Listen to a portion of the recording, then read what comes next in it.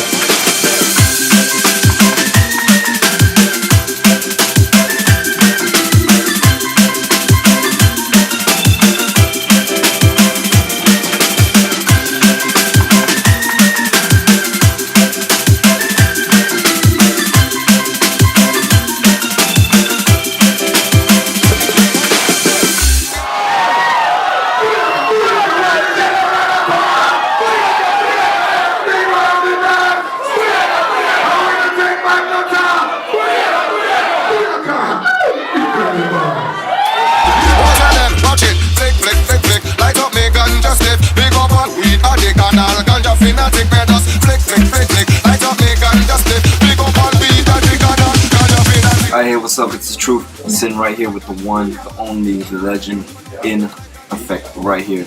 General Levy in the place. Greetings, bless. How you doing, man? I'm fine, brother. So you just did Singapore show last night.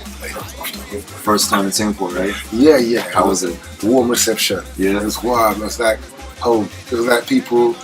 Connection was strong. Yeah, I've actually never seen that small body people go so crazy before. Why it was like we've done 7 shows so far, or 8 shows, sorry, and this show last night was definitely one of the most receptive audiences we've had. And then it's a sing-along crew, Oggy crew, big up. No doubt. So, I mean, you're doing an Asia tour now. Yes. So you just finished Japan, you just finished Shanghai, you did Singapore last night, now you're going to Manila next, right? Yeah.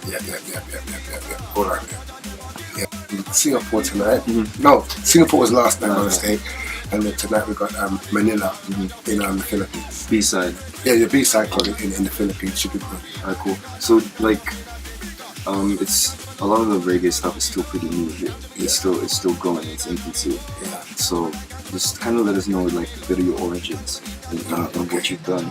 Okay. Well, I'm born in London. Trinidad heritage.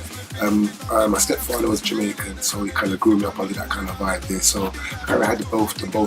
My motherland is Trinidad, but my adopted land is Jamaica from an early age. So I kind of picked up the patois from a young age because it was like really close. My father was really close to me, so I used to kind of jam with him and just listen to a lot of his stories and stuff and about the Bible and this kind of stuff like that. But he wasn't really into reggae. He was more into like Jim Reeves, Fat Stamino, my friends. So that's the kind of thing. But on the other side, my brother, he was into reggae a lot. He was a sound system guy, Winston Airy. He had a sound called Ambassador. He also was a prominent DJ in the business, so I kind of got a lot of inspiration from him. And then my environment, I born in Harlesden, northwest London. There was a lot of sound systems, Volcano sound, Saxon sound, Coxsone sound, Unity sound, Gemini sound, Now Generation sound, Wasifa sound, Shaka, Abashanti. So I grew up in an environment of many sound systems just around the corner. So it was just natural hearing music and parties at the park festivals in the summertime. It was just normal to see the Rasta man them selling their food, selling the Ital food, the cane, the jerk chicken. Everything was just like all part of the community growing up because there was a strong West Indian community in London growing up. So in the 70s and 80s, it was easy to get enthralled with the vibes. It's like normal. It's like our kind of community within the community.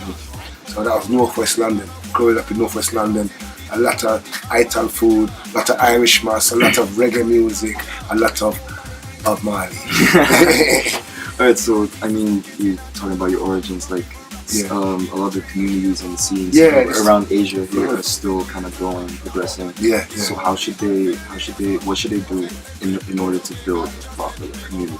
and scene to progress musically Well, as well? for us coming up, because remember I'm born in UK, but people often think I'm very kind of West Indian in my things, because the community was a tight-knit community, and we were kind of self-sufficient, so we didn't really need much from the outside world. So in our community, you could hold a dance, you could have a restaurant, you could have a kind of following within your community without even going out into the rest of the world. So basically, it's to have a strong, tight-knit community, which is everybody's working on the same page, everybody loves what they're doing, and then it will naturally fall into place, because that's how it worked for us. We didn't actually plan to grow up speaking patois. I come from London and say, we know all about Jamaica and make a talk, all about things to make it, you know what I mean? Because we didn't actually plan that. It just happened that we were all thrown together in one big family, like one pot. You know what I mean? We were all put together. So I grew up around Asian kids. I had some real good Asian friends. Had some real white friends. Had some real good black friends. So it's like we all grew up together. There was no, oh, you're from there, you're from that. This kind of started later on in life. When you grow up, oh, where you from? Oh, why are you doing that? You know, why are you doing, you know, this started later on. Because when we grew up, we just used to jam, man. Man, have some lyrics, chat some lyrics, man, you're good. Do your thing. That's when we were younger, in the 70s and 80s and the early 90s. And then you know, things kind of changed and it became more segregated later on in life. Oh, you come UK, you can't do reggae. Oh, you're from Trinidad, you're not supposed to do reggae. You're supposed to do, you know, it wasn't like that when we were growing up. We just grew up and we just jammed together. You see some Jamaican youth them doing soca, some Jamaican youth do jazz. You know what I mean? So English youth them, white youth them want to be MCs. There was no discrimination. No, you're not allowed to do that. We just grew up together in a pot, and everybody expressed themselves. You were free to express yourself, and that's what made it a beautiful thing. Freedom to express yourself. But when we don't have that kind of influence, where should we learn? Well, influence is something that takes your attention. So if you're influenced by something, it's something that you like doing. So you just have to look in yourself what you like to do, what you like. I mean, when I met you, the first thing I said to you was, you seem very American. You said, oh, well, I watch a lot of American TV, because you're influenced by American TV, and there's nothing wrong with that. You're from Singapore, but you're influenced, you're very American in your body language, the way you talk, the way you flex, and that's because you're influenced. So I think it's absorbing what you love and just letting it manifest. Yeah. You know, so that's the way it is. It's been such an honor. Wow, that was real shit right there. Yeah, that was some real shit right there. You know, I don't know if that'll keep that gets me in trouble. Yeah. I don't even care, but it's true, man. Yeah. You gotta keep the truth.